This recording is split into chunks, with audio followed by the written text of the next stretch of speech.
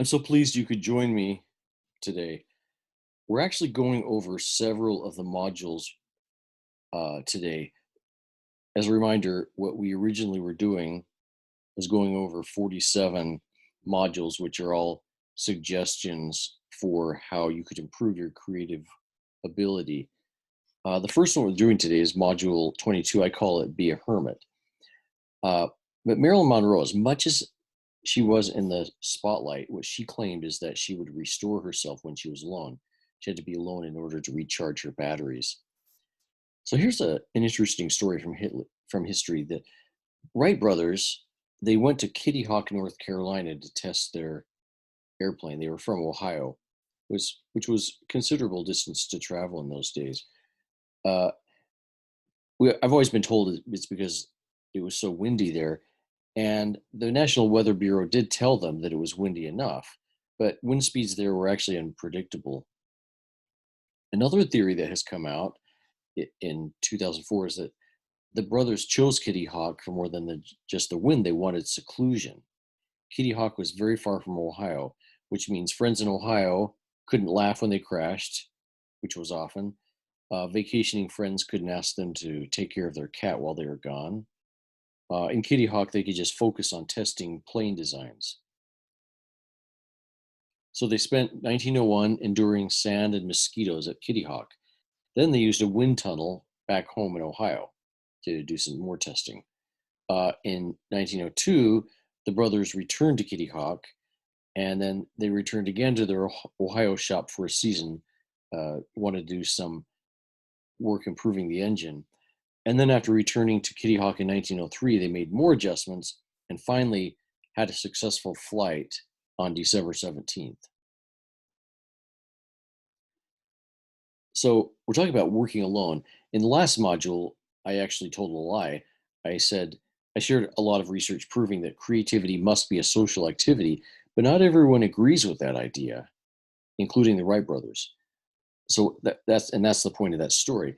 Isaac Asimov, he's a science fiction writing giant.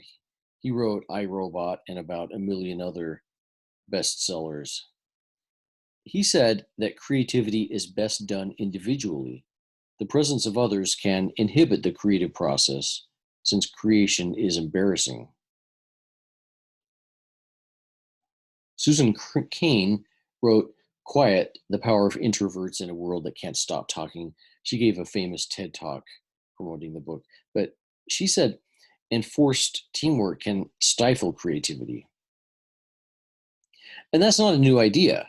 In 1963, a study at 3M investigated the issue.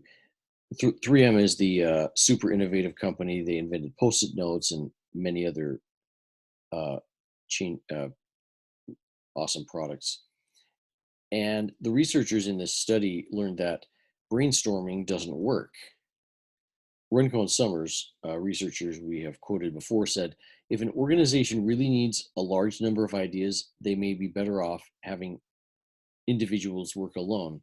Brainstorming may be good for team building, but it does not seem to work as well for individual problem solving. Back to our psychologist, Rollo May, he said, in order to be open to creativity, one must have the capacity for constructive use of solitude. One must overcome the fear of being alone.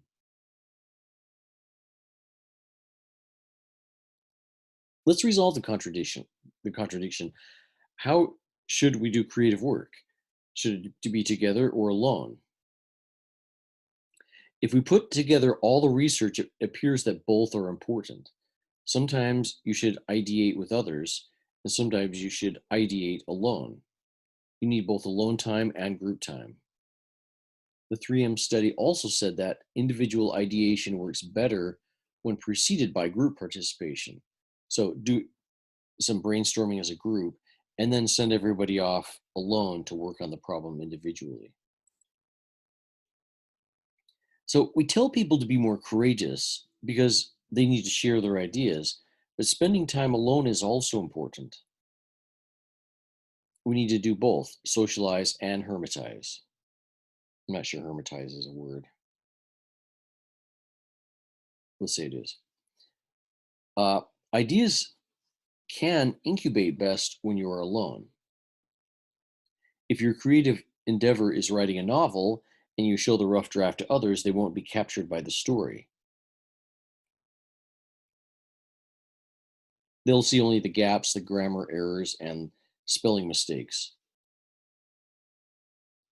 But ideas can make leaps forward when you talk to others about it. People might be critical, but that might help you see what to fix. So don't be embarrassed by your early project. You might need to use paper and tape, like the Wright brothers. You might need to go to a deserted beach. To succeed, you should be patient, like the Wright brothers. You don't need to be extremely bold, but you just need just enough boldness to keep trying. One night, interestingly, Orville Wright couldn't sleep. He apparently had drank too much coffee. So he lay awake and he started thinking. By morning, he resolved the plane's tail problem. You also might need insomnia to solve problems. Test your model in a private place. Then, after it works, contact the news reporters. How can you seek feedback? That's what we're going to discuss in the next module. Module 23 is Seek Feedback. Show your business idea, book, painting, or interior decorating scheme to people. Then listen to the feedback. But don't let criticism pierce your skin. Be a rhinoceros, a rhinoceros with good personal hygiene. Unfortunately, most people can't give constructive feedback, not because they're cruel or lazy, they're simply not skilled. They don't know how to analyze, be objective, or communicate.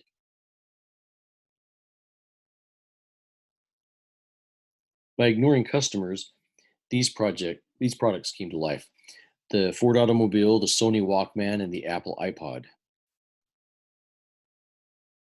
Henry Ford said, uh, in retrospect, thinking back about when he brought out his first auto, he said, if I had asked customers what they wanted, they would have said a faster horse. They didn't know they wanted an automobile. But creativity requires opening yourself up and ignoring intolerance. So you must ask for feedback and filter it.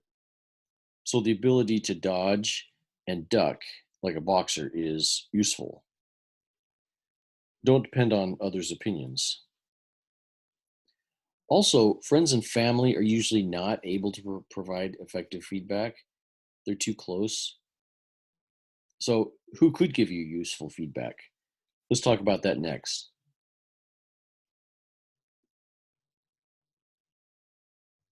Module 24, Buy Coffee for Fools.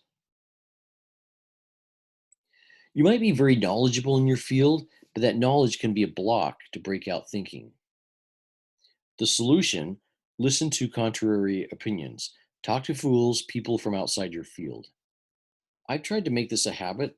When I'm stuck, when I need a new idea, I talk to someone from another field. I take them out for lunch or coffee. What do you think? Do you have to do it that way? In my industry, we do it differently. I've had these kinds of conversations before. And sometimes I've been able to, by doing this, produce better ideas.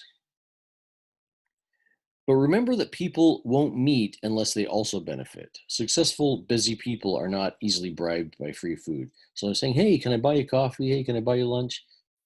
That's not usually enticing to people who are successful. Moving on to module 25, ignore fools.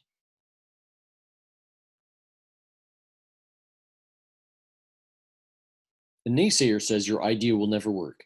Beware of naysayers. Naysayers kill dreams. Naysayers are fools. They'll say, too risky. Yeah, it's already been done. No one buys those anymore. Remember, when someone gives feedback, they do so for their own reasons. Maybe they don't, maybe they want to save your time. Maybe they want to help avoid disappointment. Some naysayers are jealous. Some are disappointed in themselves. Some are just negative people. Some were weaned too early or potty trained too late. Some just like talking. Most eminent creatives aren't Or maybe eminent creatives aren't more creative but are simply better at shipping because they don't let naysayers stop them. They push through that barrier. Now, naysayers can be useful. They keep you on the line of the good idea line. There's this line that good ideas sit on. If you're on the one side of the line, this side of the line, you're doing something stupid. If you're on the other side of the line, you lack boldness, or it means you're giving up. Naysayers pull you from the stupid side so you can stay near the line. But don't let them push you too far over to into timidity.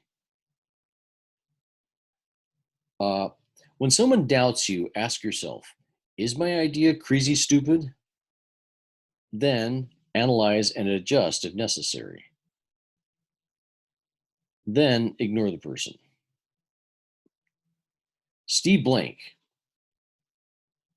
is a very successful entrepreneur and has spent many years helping other entrepreneurs to be successful. He said, he uses the term corner case. He said, a corner case is an objection from someone sitting in the corner. Blank says a corner case could possibly occur. People say, what if a fire destroys your recording studio? What if you finish writing your book and reading goes out of style? What if a recession hits? What if a competitor creates something better? What if you fail and can't find a new job? People love to ask, what if? But they're trying to say, I see a weakness you didn't see. It helps them to feel smart. Just ignore those fools most of the time. Stay open, but stay strong.